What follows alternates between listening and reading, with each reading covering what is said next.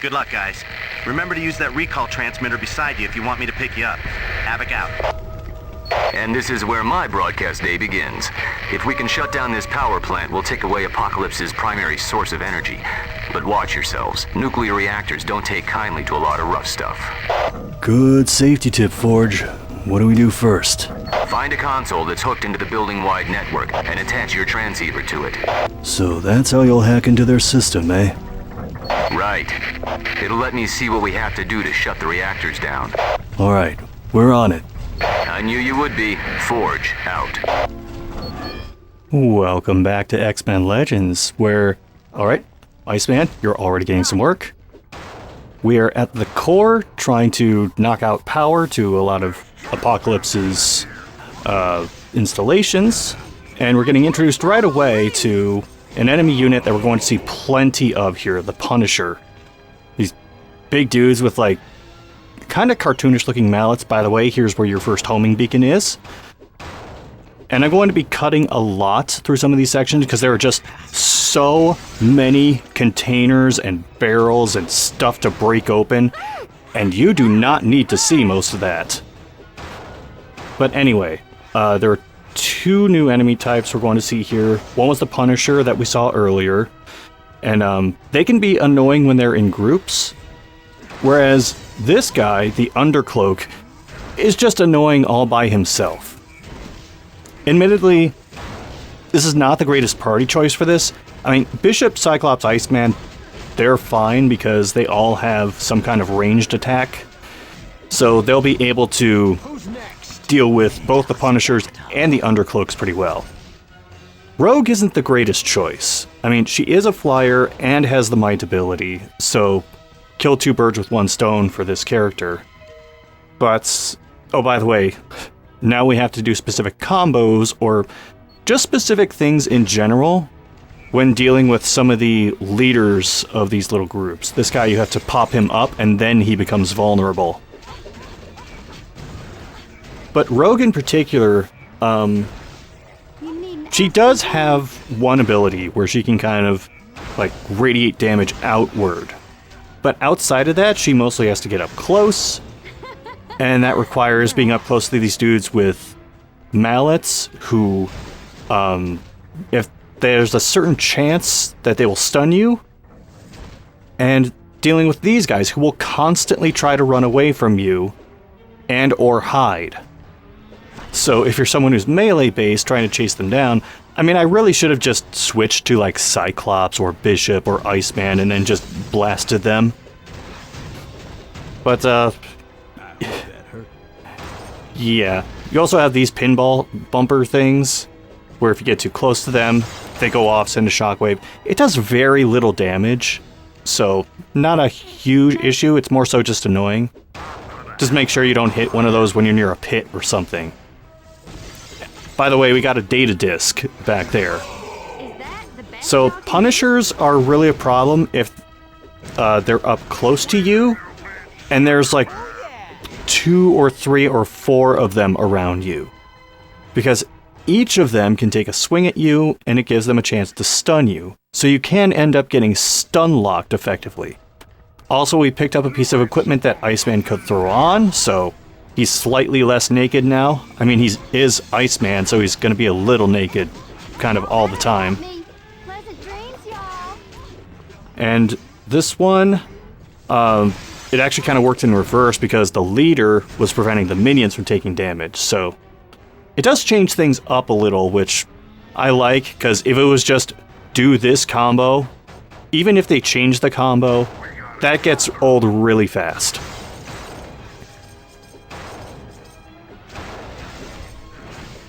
And you see that, like, pool over there? That is instant death if you get knocked into it. And there aren't handrails around every portion of it, so you do have to actually be a little careful about this. And that's not the last one we're going to see of that. And you will have to be even more careful about those later on. I'm not going to get into that just yet. But right now... There you go, Forge. The transceiver is hooked into the console. Good job. Give me a second to look around. Okay, the good news is we can permanently shut the core down. The bad news is if we do it wrong, we wind up killing everyone in a 10-mile radius. Let's try to avoid that. I agree. Find the reactor security area. It contains a console that'll let you drop the force field in front of the reactor area. Forge out. Okay, team, you heard Forge. Let's go. Anyone here a nuclear physicist? No? Good. So now we have a group of Punishers where the minions, you have to take all of them out, then you can damage the leader. So it's the exact opposite of the thing that we saw before. And you have seen a few instances of, like, Punishers being able to stun people with their mallet shots. So, varying levels of concern based on who's in your party, how you decide to approach them. And there's going to be a lot of ducking through side rooms and just making sure I grab everything. Like, you can see there's a data disk right there. And I will say this about this, like, not this specific area, but the level in general, is that some of the items are actually decently well hidden. Not this one, obviously, but there will be an instance in this video of something that's not entirely obvious, that if you're not in the right position, you can very easily miss it. And yes, even more barrels, even more containers. They're taking priority over the enemies, because that's how I am. And the more I hear the more I hear the voice of these Punisher units, it's like the less I understand them. At some point it just becomes like random grumbles and mumbles, and then occasionally I hear Sugar Man. Now, judging by that force field, you could probably tell this would be a decent place to have Nightcrawler, because he could just teleport behind it, shut off the force field, and you could keep running forward. Which is fine, but you could end up missing out on some stuff in this area.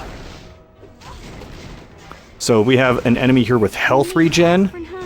If you have someone who can just do decent enough damage right away, you can have one person go after him. Otherwise, you might need to, like, rally your troops and then all gang up on that one guy. There's also someone here who will deal radiation damage if you're getting too close to them. So, another reason to have ranged, like, powers people in your party. Okay, so this is the area I was talking about before. There's still enemies to clear out here. Like, we have someone with enhanced speed, which is kind of a dickish combo for an enemy type that will constantly back away from you. Was that your best shot? Best thing to do is just corral them into a corner and then take care of them. Alright, here we go. So you're going to want to destroy this. If you're not a flyer, you can hop on top of these coils, walk across here, and you can see a terminal on the other side of that. There's also a bumper behind the wall, which is kind of a dick move. But you can destroy this wall, however you want to go about doing that. And now you have access to this console. This one will give you, I think it's +6 to speed. I don't really have anyone in my party that relies on speed very much, so I'm just gonna say screw it and give it to Iceman. Maybe it'll help his ice slide, which, anytime I'm backtracking, I either fly or I use Iceman's ice slide, because that thing can move at a pretty fast clip. Alright, so I mentioned the Nightcrawler teleport thing, but it's really not that much of a detour to just go into the side room, come back, and then clear the force field and keep moving forward. Look, man, I need all the tech bits I can get. You don't know what I'm planning. Alright, so we have another guy here who needs to be hit with the pop-up move. They did actually kind of run out of ideas. But the undercloaks are really the things that I'm worried about. Because with Rogue, they actually don't take much damage from her abilities. Not compared to what some of my other party members are doing with their ranged abilities. But Rogue does come in handy for this, which is just clearing out walls. Eventually. There you go. We have a Master Undercloak here to deal with, which, great. An even tougher one of those to deal with. It's 6 levels above me. And yes, you do have to take that unit out because you won't be able to damage certain other units in the area. You're out. I'm too low on power. And now, this is where things can get a little annoying. Because sometimes the Undercloaks will just stay hidden for longer than you'd probably expect. And then they just suddenly appear and like blast you from behind. And then you have to chase them down to make sure that they don't do it again. You'll think you have an area cleared and then suddenly one of them appears. They're like cockroaches. Okay, we've got more health regen here. But, and it's an Undercloak too, but you get all 4 party members on them, they go down pretty fast. I'm also starting to run out of inventory space. But I left enough space for this weapon cache over here, which I actually missed the first time I was going through here. Because I just went, oh, it's more crates. The camera angle had just like perfectly blocked it out. But we got it this time around. And there was actually a load screen before that showed Nightcrawler, which they kind of really wanted you to use Nightcrawler for parts of this. But I'm letting the guy rest. Alright, so now we're in the security area. First temptation will be to go down this big-ass hallway with the enemies in it, because you like almost immediately aggro stuff coming down this way. And there are a bunch of side rooms you can go into too, but when you get to the end of this hallway, this happens. This door leads to the reactor security area, but it's magnetically sealed. We'll have to find the generator that powers it. And they very helpfully show you the thing that powers it, sort of. Honestly, I don't know why they do that. It's so dark you can't make out most anything. So you come back down the hallway and start going the opposite way from where you spawn into this space. And you get more of these guys, more containers to break open, and yep, even more of these guys. Okay, they're called core guards in this area, but they're basically the same thing as the Mallet guys we saw before. So once you get a certain distance in, there will be doors off to the side, and they go to the restrooms. Yes, we're bothering these guys in the bathroom. Although I'm noticing that there are no standing stalls, so I don't know if this is like just a unisex bathroom or what. Either way, this bathroom's going to be out of order once we're done with all these guys. So we have the extraction point here. I'm going to do some quick stat building for some of these characters. Iceman is finally at 20, thankfully. And, okay. Yeah, looks good, looks good. So close to 20 with these characters. So next time on X-Men Legends, we start getting hands-on with severely radioactive materials.